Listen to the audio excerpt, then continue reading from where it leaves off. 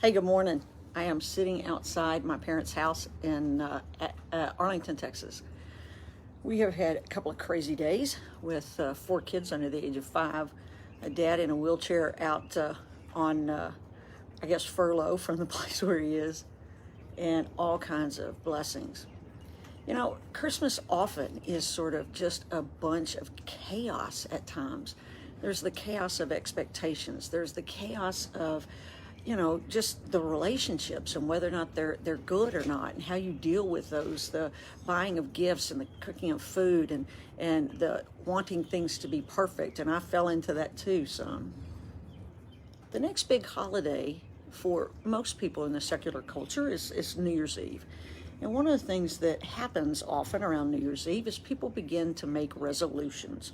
And then we have an Epiphany of the Lord, the end of the 12 days of Christmas on January 5th, and Epiphany on January 6th. And that's when people often bury those resolutions because they've already forgotten them or failed to deal with them. I have some things I want to do for next year. I want to lose some weight. I want to get a little bit healthier. I want to work on my relationships with some of the folks that I have in my life. But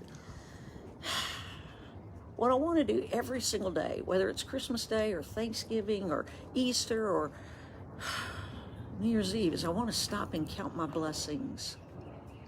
Earlier this year, we weren't sure how long my dad was going to be around. There were moments of real despair and anger and frustration.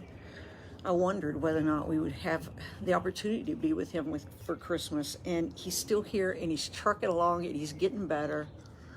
Being with my mom is such a blessing. We have these projects that we like to work on. And being with my family, although Shelby stayed at my sister's house most of the time here, and he's leaving today.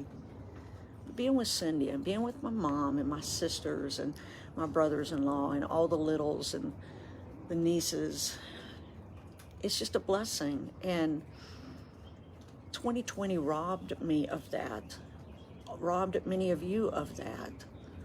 The early part of this year, my dad had surgery, and it was sort of downhill health issues from then on.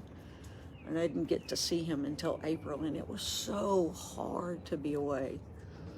But my blessing is that during that entire time I stayed connected. I used FaceTime and phone and trying to do everything I could to make sure that I stayed connected with him. And when I go in and he calls me Curly, it just reminds me of the part of him that's coming back. He's still slow, but he's getting there.